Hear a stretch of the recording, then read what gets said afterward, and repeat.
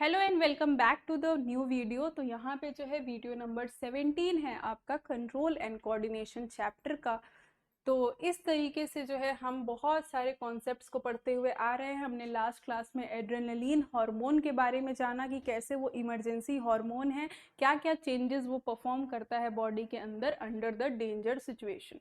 तो effect of adrenaline body पे क्या होता है, मतलब उसका असर क्या होता है, उसको हम लोग यहाँ पे और अच्छे से देखेंगे कि जब भी एड्रेनलिन हार्मोन जो कि इमरजेंसी हार्मोन है वो तुरंत जब भी उसकी कंसंट्रेशन बढ़ाई जाएगी या ग्लैंड्स के द्वारा रिलीज कराई जाएगी ब्लड स्ट्रीम में, तो सबसे पहली चीज क्या होगी कि इसका टारगेट ऑर्गन क्या है, हार्ट। हार्ट में जब ये पहुंचेगा तो हार्ट बीट को इंक्रीज करा देगा। हार्ट बीट जब इंक्रीज होगी तो मैक्सिमम अमाउंट ऑफ ऑक्सीजन जो है वो सप्लाई किया जाएगा मसल्स को सप्लाई किया जाएगा। और ब्लड डाइवर्जन मतलब कि ब्लड जो है इमीडिएटली स्किन की तरफ फ्लो करेगा। डाइजेस्टिव सिस्टम जो है, blood diversion means blood flow to the skin and digestive system is reduced.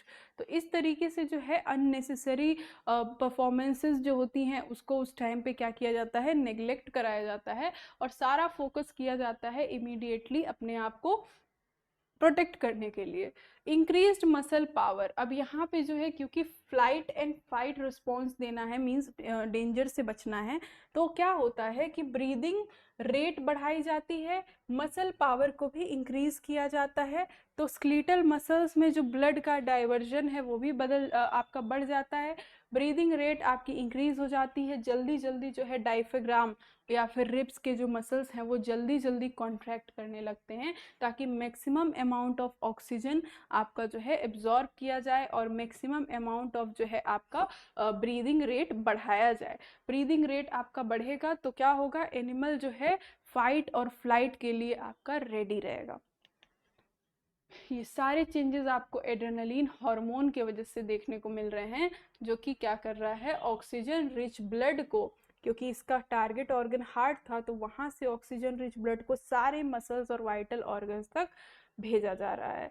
यहाँ पे क्या है कि स्किन और डाइजेस्टिव सिस्टम का जो ब्लड फ्लो होता है उसे उस टाइम के लिए थोड़ा सा रिड्यूस कर दिया जाता है, कंप्लीटली नहीं रोका जाता है पर रिड्यूस कर दिया जाता है, क्योंकि इसकी वहाँ पे कोई इमरजेंसी में ज़रूरत नहीं है। चाहे आप बात करें स्किन की, चाहे आप बात करें डाइजेस्टिव सिस्टम की, यहाँ पे इसको बहुत एक्टिव रखने का काम नहीं है। फोकस कहाँ पे रखना है, ब्रीदिंग को बढ़ाने में, हार्ट के फंक्शनिंग को बढ़ाने में, ऑक्सीजन रिच ब्लड को हर तरफ भेजने के लिए, ताकि ग्लूकोज और ऑक्सीजन की कमी ना हो और रैपिडली जो है एनर्जी मिलती रहे बॉडी को, ताकि बॉडी खुद को प्रोटेक्ट कर ले। यहाँ पे जो है ब्रीदिंग रेट इंक्रीज कैसे होता है वो मैंने आपको बताया कि एड्रेनलिन जो है जब भी इंक्रीज करता है तो ब्रीदिंग रेट बढ़ेगा, और ब्रीदिंग रेट जो है डायफ्राम और रिब मसल्स कॉन्ट्रैक्ट वगैरह होंगे, जिसकी वजह से ज़्यादा ऑक्सीजन जो है इनटेक हो पाता है। तो बॉडी जो है अब फुल्ली प्रिपेयर हो चुकी है इतनी सारी चीज़ें होने के बाद कि हार्ट बीट इंक्रीज कर गई, ब्लड डाइवर्जन हो गया, ब्रीदिंग रेट इंक्रीज कर गया, मसल पावर इंक्रीज कर गया, ये सब चीज़ें होने के बाद अब वो प्रिपेयर है बॉडी फॉर द फाइट और फ्लाइट। देन हम आ जाते हैं endocrine system versus plant growth, मतलब कि इंडोक्राइन सिस्टम और प्लांट ग्रोथ में क्या आपका जो है डिफरेंसेस हैं। तो प्लांट की ग्रोथ की जब हम बात करते हैं तो प्लांट का ग्रोथ कैसा होता है, डायरेक्शनल ग्रोथ होता है, ठीक है। तो डायरेक्शनल ग्रोथ होने की वजह से ये लाइट या ग्रेविटी, हमने पढ़ा था फोटोट्रॉफिज्म या ग्रेविट्रॉफिज्म।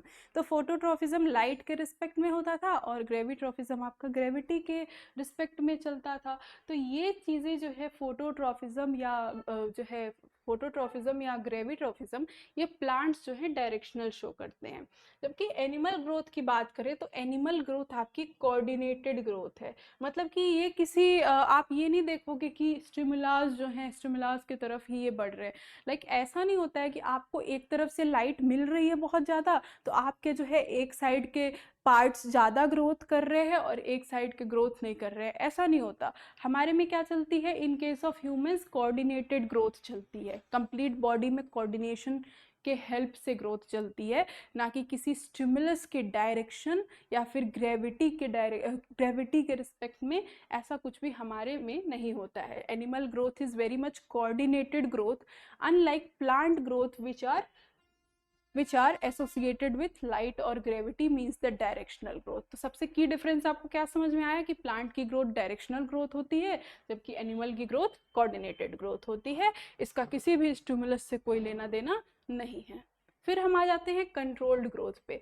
अब हमारी जो बॉडी है, सबसे इम्पॉर्टेंट बात क्या है कि हमारी बॉडी जो है उसको ऐसे डिज़ाइन किया गया है कि ये जो है केयरफुली मेंटेन कर सके ग्रोथ को।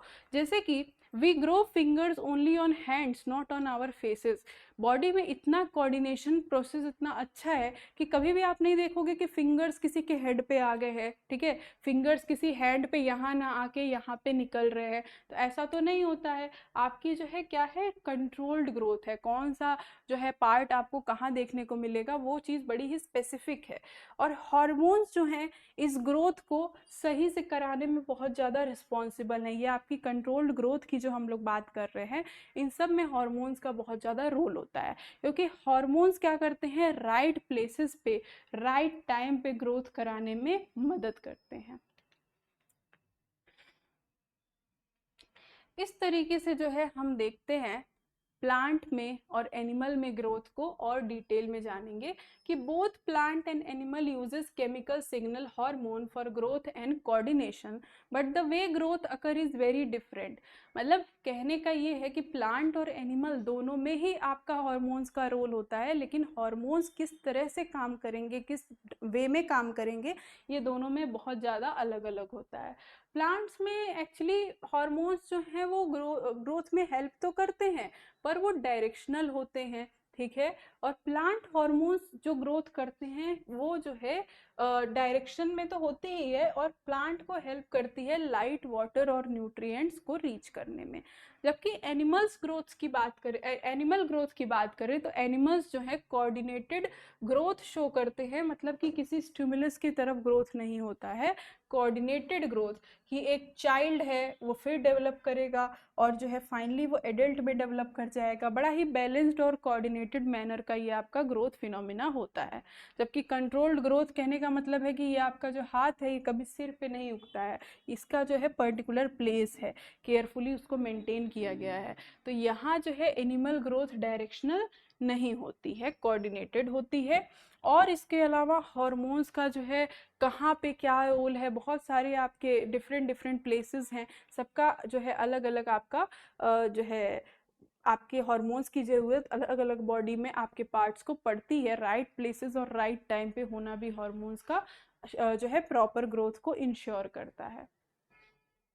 अब इंडोक्राइन सिस्टम जो है हार्मोन रिलीज कराता है और उसके रेट को, उसके टाइमिंग को और उसके लोकेशन को जो है पूरा अच्छे से रेगुलेट करता है ताकि ग्रोथ आपकी प्रॉपर चले और बॉडी डेवलपमेंट भी प्रॉपर तरीके से हो जाए।